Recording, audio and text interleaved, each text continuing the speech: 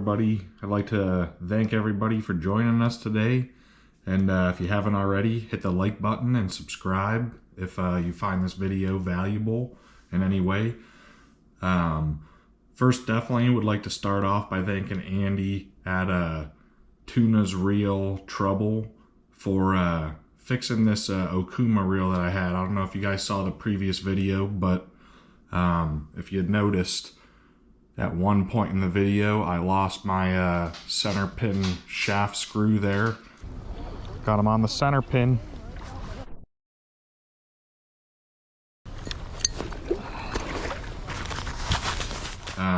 So I was able to look that up. They had it on their website and they shipped it over to me within 5 days. So I'm ready for the weekend. It's good. Appreciate those guys. If you guys have any real problems or issues, if you're like myself and banging around and lose some parts and pieces off of it, definitely check those guys out and support their business. It's definitely good to be able to find parts and pieces to a reel rather than having to replace the whole thing. So again, I appreciate those guys there. So the next thing we'll cover is the bait, our setup, and some rigging techniques you'll see us use in some of these videos. So we'll start with the rigging setup. You can see as far as the reel goes, as I mentioned before, I have the Okuma Venta reel paired with the G Loomis IMX moderate action 13-foot rod. It's a two-piece rod. I personally like the two-piece rods because they're easier to break down and fit in your car. I have a truck, so it's kind of a little bit bigger. If you have a smaller compact car, it might be a little bit harder to fit in there, but it's about a 7 foot, 6.5 foot section. I always liked it.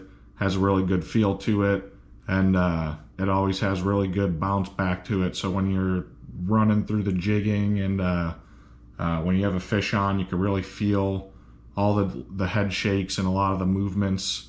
And you're able to control them pretty well with that moderate action pull.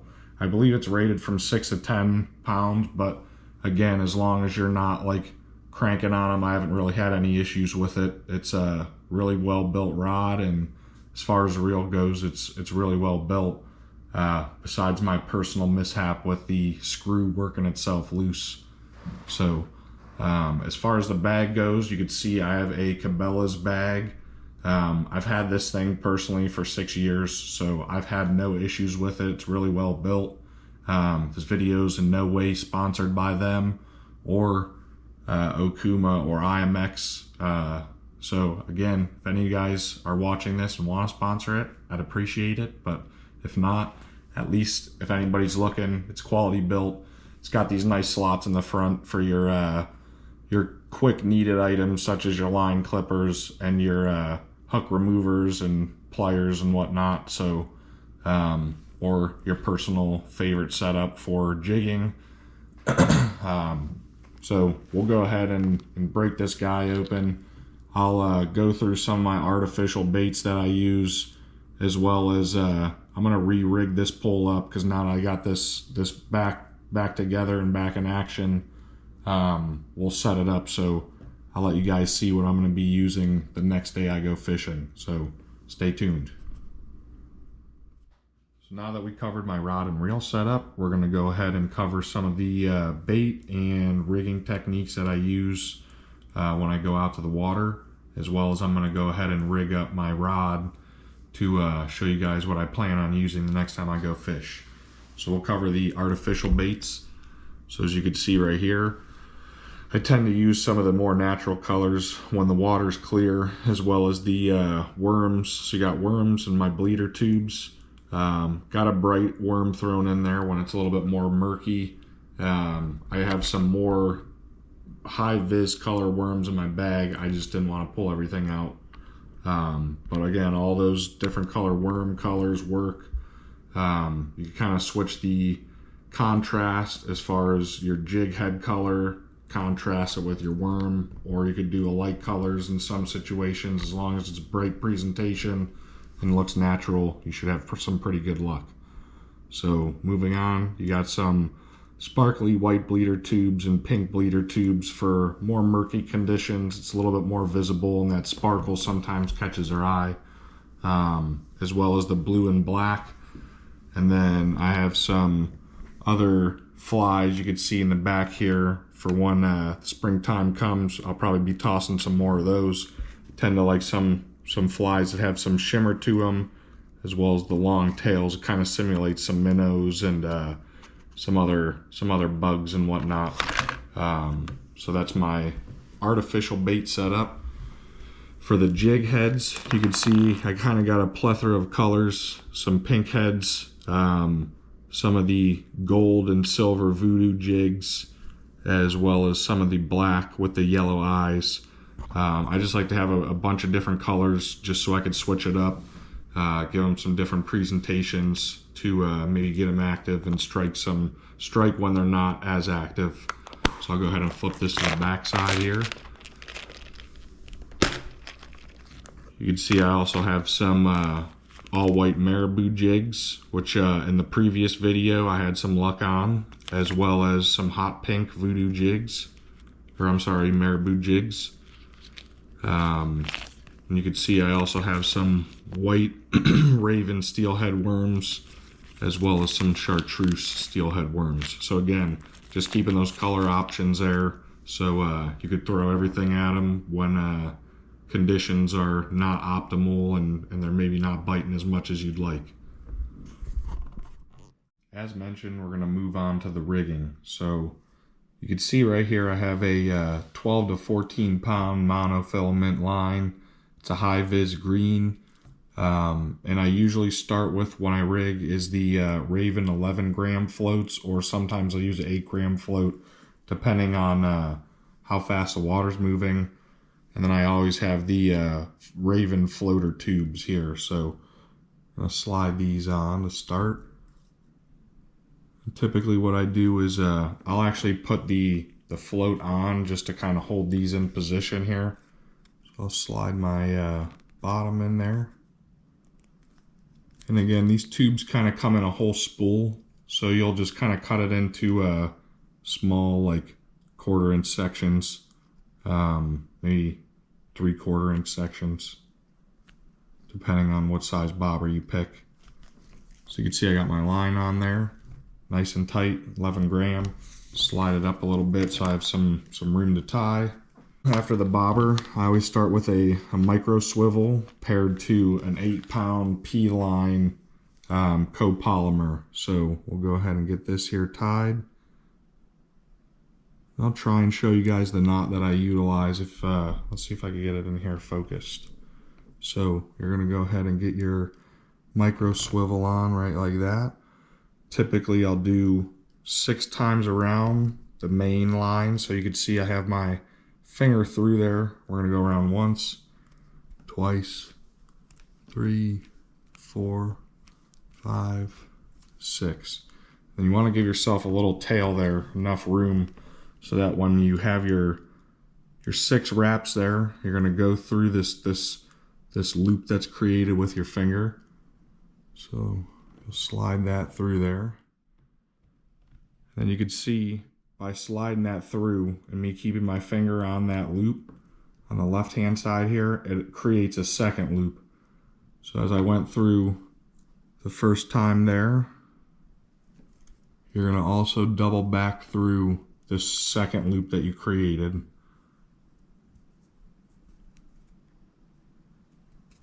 And then I'm going to just hold on to this swivel here. You can see it kind of all cinches down. And this is going to slide all the way down to your swivel. And then typically I'll give it a nice little snug pull there. And then you pull the tail end of it. And we'll go ahead and clip that off. And I always like to try and get it as close to the knot as possible so everything's real clean. And you can see really strong knot there. So that's your main line to your first micro swivel. Next, I'm going to grab about 18 to 24 inches worth of 8 pound P line there.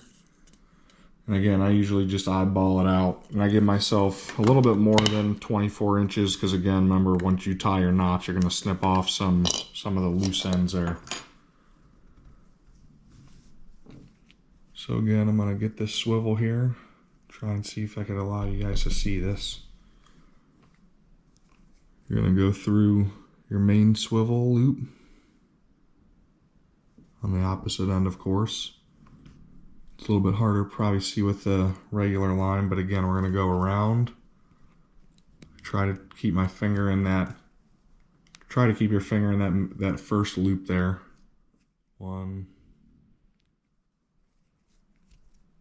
2, 3.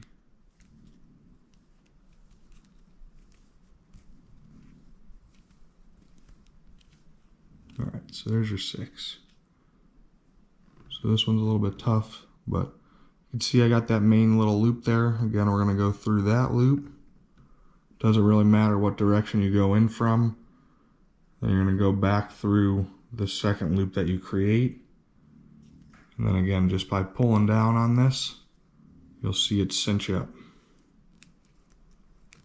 So you got a nice little strong knot there. So you have your 2 lines there. And again, we're going to clip off this little tail.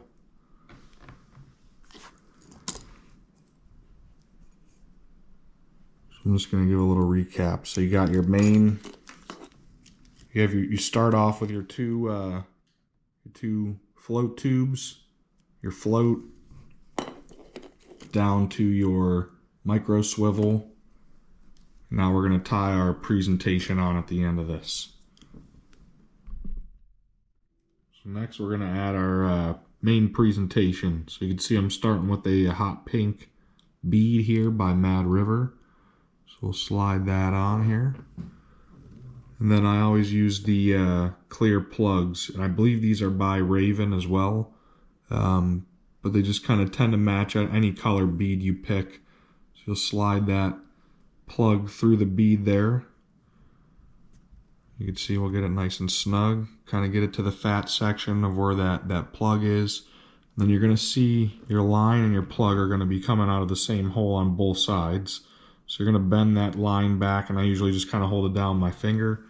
Then I'll go ahead and get my line clippers there, and we'll just clip that little edge off. So you can see it's a nice flush, round, circular bead. No edges or anything like that protruding out.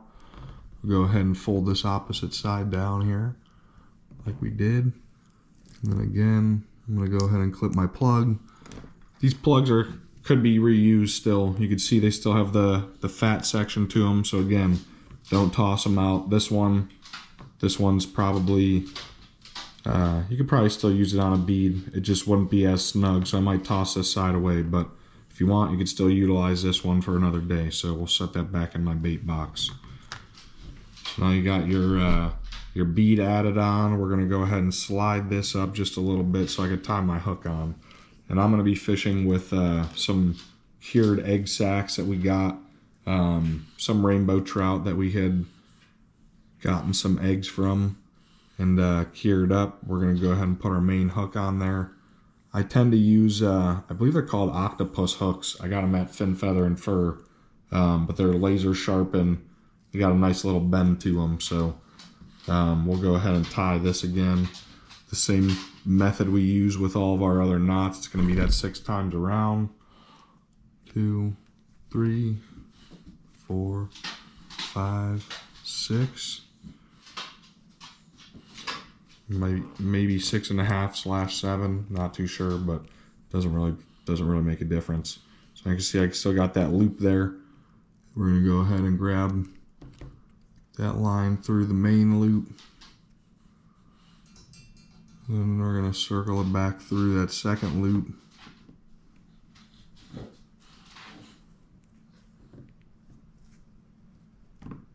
Just watch your fingers because you could get pinched.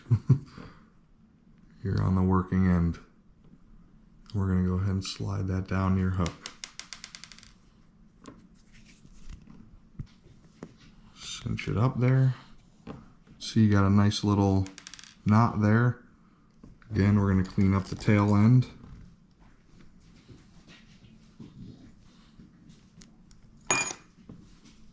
There you go. So you're gonna have this. We'll slide our bead back down into position here. So I tend to put the bead about this high. It's like about 2 inches, 2.5 inches from the hook. And then I'll have that egg sac sitting there on the bottom of the hook there. So you're gonna have, almost looks like a stray egg kind of floating away from the sac. It just gives a little bit of natural presentation. So you have 2 options for them. It's either they're grabbing onto the main egg sac, or they're gonna grab onto this lone bead. That one, when you go to set the hook, slides down to your main hook there. So again, it's just kind of a 2 presentation option to give them a little bit better look at it. Again, give yourself more options to hook into one of these fish. So last but not least, we'll go ahead and add our weights. So I typically use the reusable split shots, and I usually don't buy any specific brand, just the cheapest option. At Walmart, I get the reusable shot. They're size 4, and they're about 89 cents for a bag of 20 of them, so I can't complain. But I'll utilize 2 of these size 4s underneath my 11-gram float to get this thing sitting upright in the water. And another feature of putting these directly below your float is it almost acts as like a bobber stop as well. So we'll go ahead and add 2 of those directly below. Whenever you're fishing deeper depths and you need to slide this bobber up, just remember, whenever you slide this up, also slide your weights with it, because when it hits the water, it'll get your bobber standing upright right away, rather than the weights having to drop into position before they make your bobber stand upright. So I usually will throw those on there. I'll give them a nice pinch by hand, and then I'll grab my pliers here and just kind of tighten them down a little bit. Not too tight, because you still want to be able to give yourself availability to slide them up and down to give yourself some depth, or shorten depth. So there's one more split shot that I usually add, and that's closer down to the hook, but I'm going to start back from where we started at the top, then work our way down, and then we'll add the last split shot. So again, you start with your float. Make sure you have your tubes on there before you tie your micro swivel. You're going to have your 2 split shots directly below your float, followed by your micro swivel, and then followed by your presentation. And then again, because this hole that I'm fishing is probably around 4 or 5 feet deep, I have my bobber set to around like 3.5. So I'm gonna end up shortening that up when I break the pole down, but we're gonna go ahead and add the last split shot. So you have your main hook, you have your bead above the hook, and then typically I'll go ahead and add just a tiny split shot. You can see it's about a 1/16 split shot there. And I'll go ahead and add that about like 4 or 5 inches above your bead.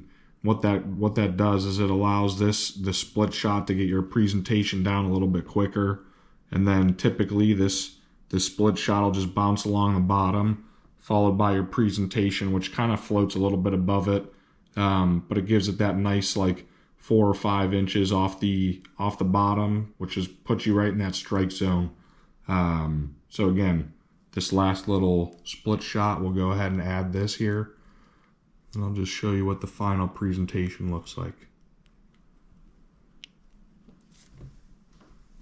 So that's what I'll utilize when I'm fishing with eggs. Again, let me drop this down. You got your tiny little 1/16 split shot, you have your bead, then you have your main hook. All right, everybody. So now that we covered my bag setup, my rod and reel setup, as well as some of my artificial baits, and you guys got to see me rig, I just wanted to thank everybody for joining us. And again, if you found this video valuable in any way, just smash that like button and subscribe so that you guys could see some of the future content that we're going to post. We're not just going to be going after steelhead, but we're coming up on pike season. So we're going to be hunting some of those fish down. So again, thank you guys for joining us, and hope you guys like the videos.